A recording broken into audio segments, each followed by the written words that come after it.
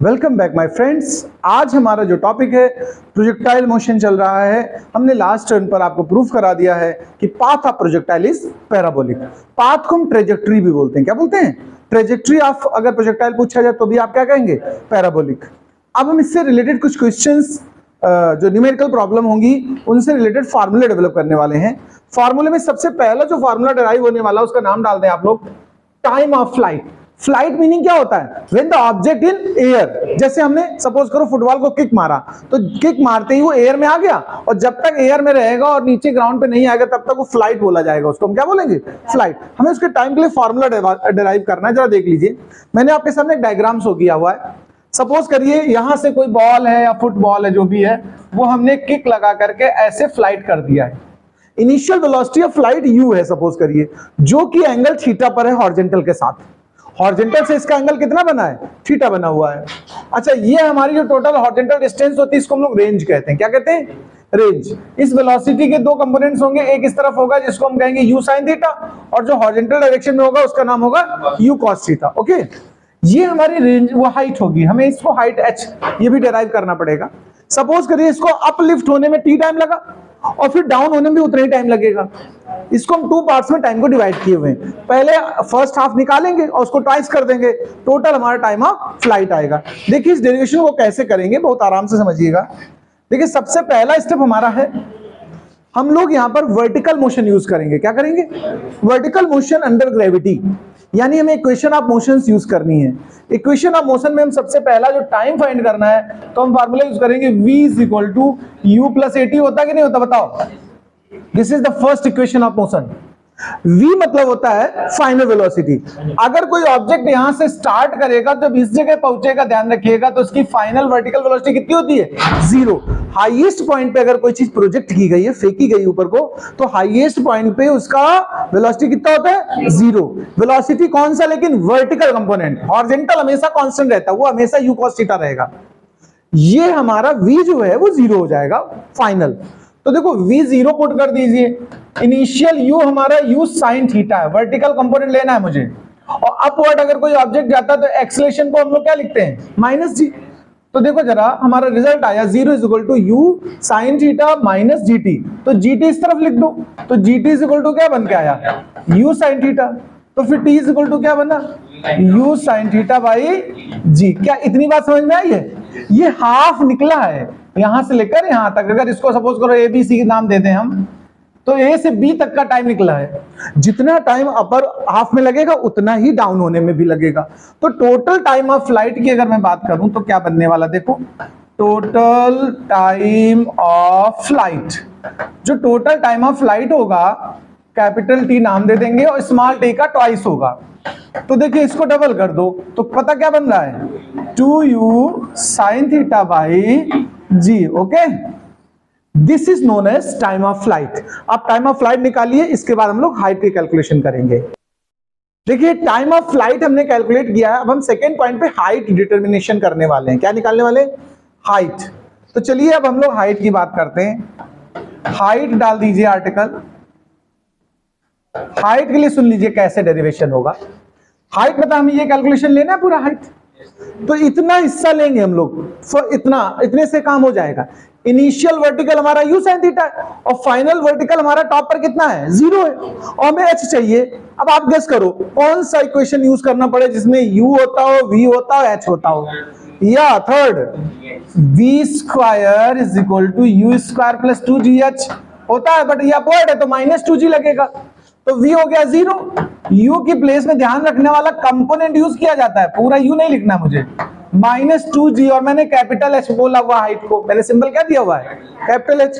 तो इस हिसाब से अगर हम 2gh की वैल्यू निकालें तो पता क्या बन रहा है? u square sine square theta. तो h इज इक्वल टू क्या बना है? u square sine square theta by 2g। This is the formula for height. Okay, इसको नोट करिए। फिर हम रेंज की बात करें। रेंज निकालने वाले हैं। रेंज कैसे बनेगी सुन लीजिए। रेंज होती क्या है? जो हॉरिजॉन्टल डिस्टेंस होती है पूरे टाइम ऑफ फ्लाइट में, उसको हम क्या बोलते हैं? रेंज। अगर डेफिनेशन लिखना हो तो पहले डेफिनेशन लिख लो। The horizontal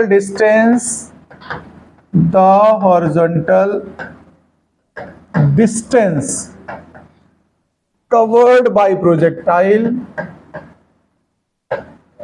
covered by projectile in total time of flight, in total time of flight, पूरे फ्लाइट के टाइम में जो हॉरिजॉन्टल डिस्टेंस कवर हो जाएगी उसको हम रेंज बोलेंगे। अच्छा, हॉरिजॉन्टल डिस्टेंस निकालना चाहते हैं हम लोग, क्या निकालना चाहते हैं? नहीं, हॉरिजॉन्टल डिस्टेंस। हॉरिजॉन्टल डिस्टेंस निकालने का मतलब हो गया, वैसे डिस्टेंस इज इक्वल टू, तुमने फार्मूला कोई सीखा है? Time into speed. तो हम लोग टाइम ऑफ फ्लाइट यूज करेंगे और हॉरिजॉन्टल स्पीड इस्तेमाल करेंगे। कौन सी? Horizontal speed. तो चलिए हॉरिजॉन्टल रेंज को आर नाम दे दीजिए। टाइम ऑफ फ्लाइट अभी आप निकाल चुके हो 2u sin थीटा बाई जी, अभी प्रूफ किया फर्स्ट, देखो।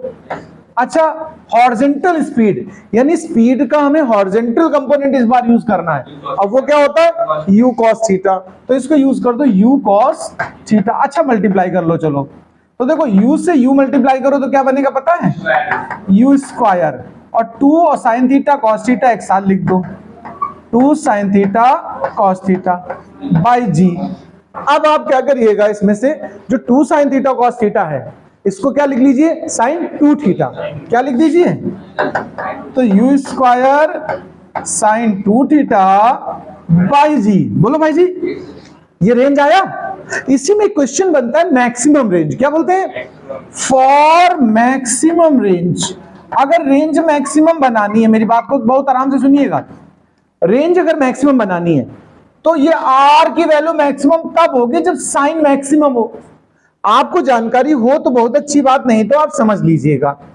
Maximum value of sine, maximum value of sine हो या कॉस हो, दोनों के लिए मैं बता रहा हूं, ये ऑब्लिक है, डिवाइड नहीं है ना, सोचो साइन बाई कॉस लिखा है। साइन या कॉस की जो मैक्सिमम वैल्यू होती है वो क्या होती है? +1, और मिनिमम -1। ध्यान रखिएगा इस बात को। फिलहाल हम साइन को मैक्सिमम चाहते हैं, तो फॉर मैक्सिमम रेंज अगर हम बात करें तो जो साइन का कंपोनेंट है पूरा, ये हमारा कितना होना चाहिए? +1 होना चाहिए। और +1 साइन में किसकी वैल्यू होती है बताओ? साइन 90 की वैल्यू होती है। अभी थोड़ी देर पहले हम बता रहे थे कि याद कर लो इसको। अब देखो, साइन से साइन कैंसिल हो गया तो 2 थीटा इज इक्वल टू क्या बन रहा है? देखो 90 डिग्री, तो थीटा इज इक्वल टू कितना बन गया? 45 डिग्री। बोलो भाई, यहां तक कोई समस्या? अगर कोई ऑब्जेक्ट 45 डिग्री से प्रोजेक्ट किया जाता है तो मैक्सिमम रेंज पर जाकर गिरेगा। जैसे आप लॉन्ग जंप करें, अगर हमें लॉन्ग जंप में लंबी डिस्टेंस कवर करनी है तो हमें अप्रोक्सीमेट क्या जंप लेनी चाहिए? 45 डिग्री से। यानी ये लेकिन तब के लिए कॉन्सेप्ट यूजफुल है जब हॉरिजॉन्टल रेंज, ध्यान रखिएगा, जैसे हॉरिजॉन्टल से हॉरिजॉन्टल पे आ रहे हो, सेम लेवल से सेम लेवल पे आ रहे हो तब। लेकिन अगर कभी क्वेश्चन ऐसा हो, जैसे जेवलिन थ्रो सुना है आप लोगों ने? नीरज चोपड़ा का नाम सुना सबने?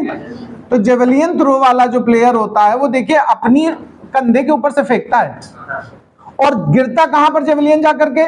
ग्राउंड में। देखो लेवल अंतर हो गया कि नहीं हो गया बताओ? अगर थोड़ा सा अप से फेंकना पड़े ऑब्जेक्ट तो हमें जो एंगल होता है वो ध्यान रखिएगा लेस देन 45 लेना होता है। कितना होता है?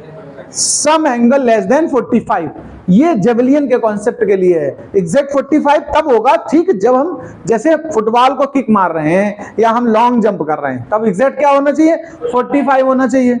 लेकिन अगर हम लोग जैसे कुछ हाइट से फेंक रहे हो, नीचे गिरनी है कोई चीज, जैसे जेवलियन थ्रो हम लोग ऊपर से फेंकते हैं ऐसे करके, तो उसका प्रोजेक्शन एंगल हमारा कितना होना चाहिए? Few angle less than 45। ये इसका कॉन्सेप्ट है, इसको तुम्हें याद लिख भी लेना है। For javelin throw for maximum range angle must be less than 45। ठीक है, तो ये मैक्सिमम रेंज का देखो। अब हम फार्मूला बना दे रहे हैं फाइनल। तो जब साइन को तुमने 1 लेट कर लिया तो आर मैक्स क्या बना? देखो जरा ध्यान से, साइन 1 हो गया तो क्या बच रहा है? देखो u स्क्वायर बाई जी ही तो बचा है। तो मैक्सिमम रेंज का फॉर्मूला आपका क्या प्रिपेयर होकर आया? u square by G. Note कर लीजिए।